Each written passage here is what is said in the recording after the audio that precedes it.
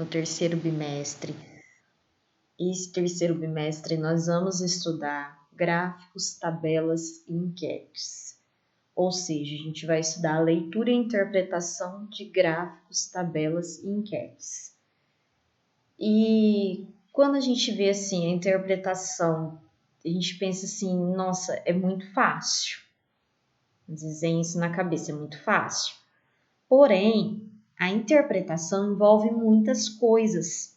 Então não que seja difícil, mas envolve muita interpretação, outro tipo de linguagem, tudo que a gente vai estar discutindo aqui nessa aula de hoje.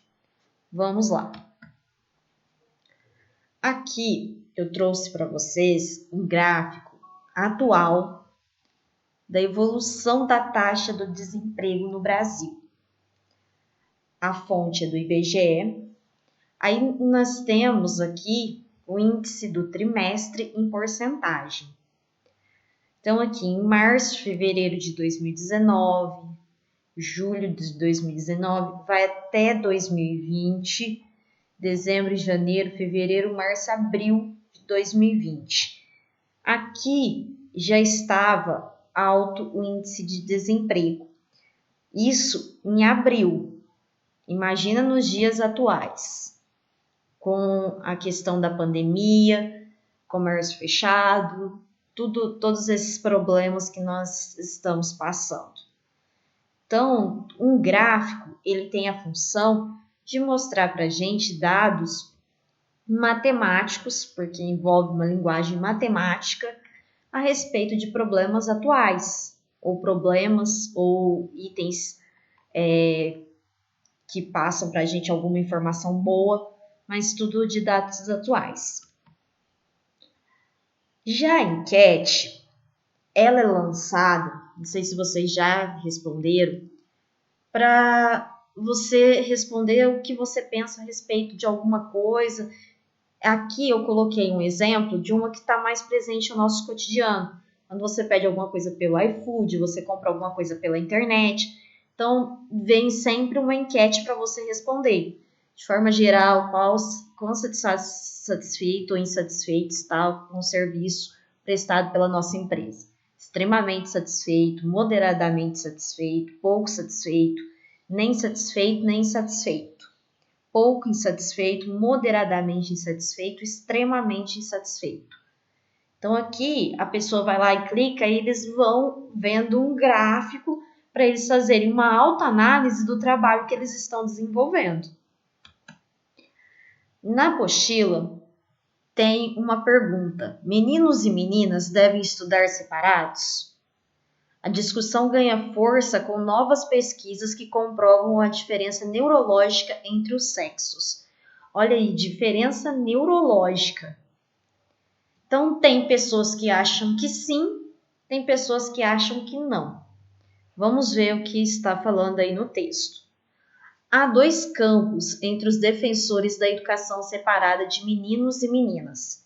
Aqueles que defendem a ideia porque acreditam numa diferença biológica entre os sexos e aqueles que apontam as necessidades sociais distintas para eles e para elas.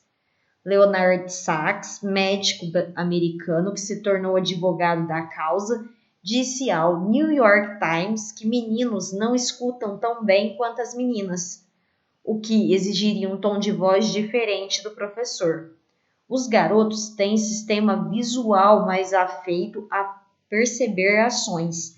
As garotas são melhores para perceber nuances de cor. Isso está comprovado pelo Leonard Sachs, aqui, esse médico. Essa diferença entre a aprendizagem de meninos e meninas, segundo ele.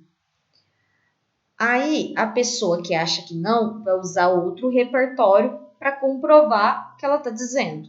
Isso aqui é muito importante em uma redação. Você não só afirmar que as meninas devem estudar separadas dos meninos, mas você apontar uma coisa que prova. A gente chama isso de citação. Você colocar um fato histórico, você colocar algum dado estatístico, isso tudo faz você pegar e elevar a sua argumentação. Aí vamos ver aqui a justificativa dos que acham que não, que meninos e meninas devem estudar separados. Não. O principal argumento de quem defende escolas por gênero é que as meninas são mais prejudicadas pelos meninos. Mas até isso é mito. Segundo estudo da Universidade de Birmingham, na Inglaterra, diz o jornal The User, a pesquisa compilou dados de diversos países. Na Bélgica, alunos e alunas que estudam juntos tiveram desempenho escolar melhor do que os que estudavam em escolas separadas. E 40% dos pais do primeiro grupo queriam pôr seus filhos para estudar com coleguinhas de ambos sexos. Tá vendo que aqui apresenta um dado estatístico para comprovar o que ele defende. Quando nós vamos fazer a leitura de gráficos e tabelas, nós temos que ter um domínio da linguagem matemática. Eu tenho que saber ler números decimais, eu tenho que saber o que é maior, menor, em maior quantidade, menor. Então, eu tenho que ter essa linguagem matemática. Essa linguagem matemática é muito presente em gráfico. Gráficos apontam uma compreensão de fatos sociais, políticos, econômicos, entre outros, da realidade. Então, aparece lá a taxa de desemprego, aparece a taxa de pessoas que estão passando fome, aparece a taxa de pessoas que tiveram coronavírus, o índice de mortalidade infantil, aparece tudo através de gráfico. E sempre apresentando dados matemáticos e informação para todo mundo que conseguir interpretar. Então, para interpretar, tem que ter capacidade leitora. Você tem que conseguir interpretar o que está falando. Na apostila eu trouxe esse gráfico de mortalidade proporcional em relação às principais causas em porcentagem no sexo masculino em faixas etárias selecionadas. Brasil 2004. Então aí, ó, no gráfico, temos aqui, é um gráfico de barras, a quantidade, a idade e aqui as causas. O M1, agressões. Então, o índice de agressão entre 15 e 29 anos é alto. Acidentes de trabalho também não é baixo. Causas externas de intenção indeterminada. Olha aqui ó, a quantidade, ó. É um índice baixo. Lesões autoprovocadas voluntariamente. A pessoa faz aquilo por querer. Também é baixo. Afogamentos e submersões acidentais. Também é baixo. Aí a gente compara isso com os de 30 a 59 anos. Olha a diferença da M1 de 15 a 29 para 30 e 59 anos. A M6, doenças isquêmicas do coração. Aqui está presente dos 30 a 59 anos. A M8, doenças cardiovasculares, dos 30 aos 59 e dos 60 também. A M6 também. A M9 só está presente dos 60 anos ou mais. Outras doenças cardíacas. A M7, doença no fígado, está presente dos 30 aos 59 anos. A M10, doenças crônicas das vias aéreas inferiores, está presente aqui acima dos 60 anos, um tantinho até elevado. E pneumonia está presente também nos 60 anos. Percebe assim que eu tenho que fazer uma leitura tanto da parte verbal quanto da imagem, para eu conseguir entender. E a parte numérica, eu tenho que entender também. Então, aqui eu tenho um texto com uma linguagem verbal e não verbal. Os gráficos apresentam dados percentuais que integram os indicadores básicos para a saúde, relativos às principais causas de mortalidade de pessoas do sexo masculino. A informação principal consta no título. Isso aqui é muito importante, que a informação principal consta no título. Se o gráfico não tiver título, não tiver nenhum tipo de informação, como que eu vou entender o que a pessoa fez? Eu preciso de um título.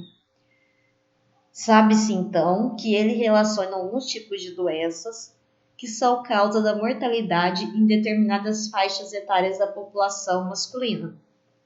Pelo título deu para a gente entender isso. Tendo isso em vista, observam-se as demais informações. Os dados percentuais variam de 0 a 60%. Se vocês olharem aqui, ó, não tem nenhum acima de 60.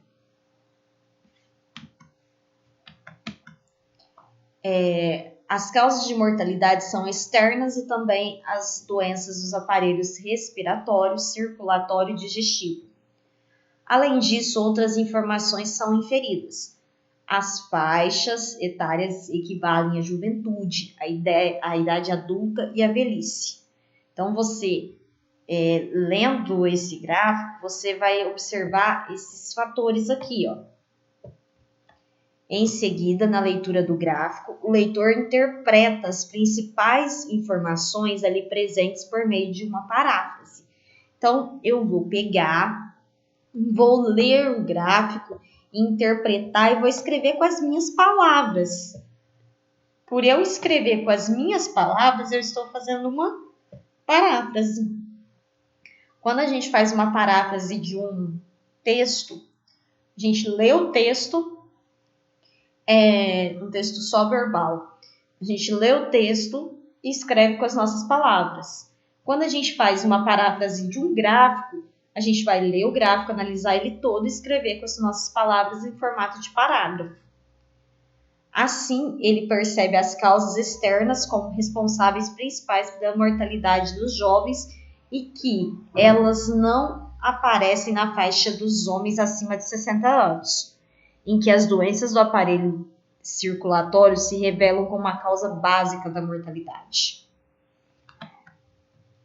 Então, as dicas para o Enem, para a gente conseguir fazer uma boa interpretação.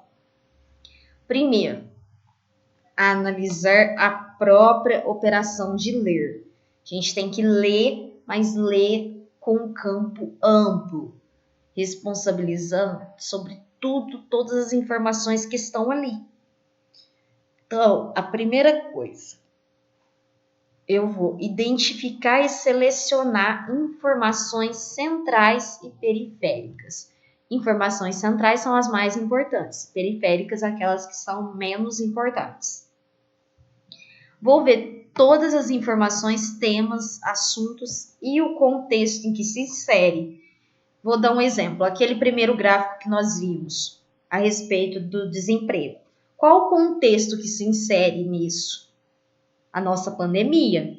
Então, eu tenho que saber informações, temas, assuntos e o contexto que se passa aquilo. Senão, não consigo entender e justificar a minha interpretação, que é uma coisa que eu tenho que fazer na hora que eu estou analisando um gráfico. Compreendendo os elementos implícitos na construção do texto, como a organização, estrutura, intencionalidade, o assunto. Tem coisas que vão estar explícitas ali, que vai estar facinho de você identificar, e tem coisa que vai estar implícita, que você vai ter que interpretar. Aqui, ó, quando ele coloca que... Aqui, ó, ele percebe que as causas externas como responsáveis pela mortalidade de jovens e que elas não aparecem acima de 60 anos. Isso aqui é uma informação, ela ele teve que interpretar para chegar a essa conclusão. E que as doenças do aparelho circulatório se revelam como causa básica da mortalidade. Isso aqui ele teve que interpretar. Se ele não interpretasse, ele não chegaria a essa conclusão. E é isso que está falando aqui. Eu vou comparar os códigos e as linguagens. Vou olhar, vou ver esse aqui está maior que esse aqui tem menos, esse aqui tem mais. Vou reelaborar o gráfico, vou pegar e vou fazer um resumo dele, um relato dele, vou colocar ele com as minhas palavras. O Enem assume a leitura e as leituras como pressuposto inicial. A prova do Enem ela é diferente da prova do vestibular, por quê? A prova do Enem ela é interpretativa. Já a prova de vestibular ela é conteudista. Então, você tem que saber realmente aquele assunto. A prova do Enem, você tem que saber ler e interpretar, por isso que ela é mais fácil. Então, dica importantíssima para o Enem: ler, fazer diversos tipos de leitura. Isso ajuda em todos os sentidos. Aqui tem um número de mortes por Covid-19 no Brasil. Foi feita até dia 21/6. Olha o tanto de coisa que eu tenho que saber para eu conseguir interpretar. Número de mortes por dia. Aqui tem alguns dias. Olha o jeito que nós começamos lá em março. Aqui 500, 1.000, 1.500. Aqui, mais ou menos no fim de maio, junho, começo de junho, nós atingimos um ápice. Olha lá, chegou quase a 1.500 mortes por dia. E hoje não está descendo aqui, ó, de 1.000. Sempre fica mais de 1.000 mortes por dia. Aqui tem o gráfico de pizza. Fala sobre a preferência das modalidades esportivas. 40% das pessoas preferem futebol. 30% vôlei. 15% basquete, 10% natação e outros esportes 5%. Então esse aqui ele é bem simples de entender, tá bem nítido, bem explícito tudo, mas eu tenho que saber entender o que é porcentagem, que isso é uma linguagem matemática, para eu compreender melhor o gráfico. Resumindo assim, todas as informações que foram passadas. A representação gráfica das séries estatísticas deve dar uma ideia rápida e simples dos resultados. Um gráfico, eu não posso ficar enrolando, eu tenho que pegar e colocar aquela coisa mais rápida possível, permitindo a conclusão da evolução do fenômeno sobre como se relacionam os valores da série. A escolha do gráfico mais apropriado ficará a critério do analista. Se eu for escolher qual gráfico que eu vou colocar para demonstrar alguma coisa da minha empresa, se eu quiser pôr um gráfico de barra, um gráfico de linha, de pizza, isso aí vai ficar com o meu critério. Para a elaboração de um gráfico, deve-se levar em conta os elementos como simplicidade, clareza e veracidade. Eu não posso falsificar uma informação, eu tenho que saber a verdade. Se eu estou desempenhando uma boa função, eu tenho que me ater a ela. Se eu não estou, também tenho que me ater a ela. São elementos complementares de um gráfico. Título geral, data, local, escalas e respectivas unidades de medida, legenda e fonte de informação. Como tudo que está acontecendo, eu tenho que me ater às fontes para saber se aquele gráfico realmente é verídico. Nós temos muitas fake news, a gente tem muita coisa falsa rodando aí. Como a gente sabe se isso é verdade ou não? Vou ver se tem mais de um jornal, vou ver se o jornal é de confiança. Então, eu analiso vários fatores antes de repassar isso. Então, vamos pegar e ter essa postura também de pensar na questão da veracidade. Eu não posso omitir nenhum dado. Eu espero que tenha ficado claro, que vocês tenham entendido a aula.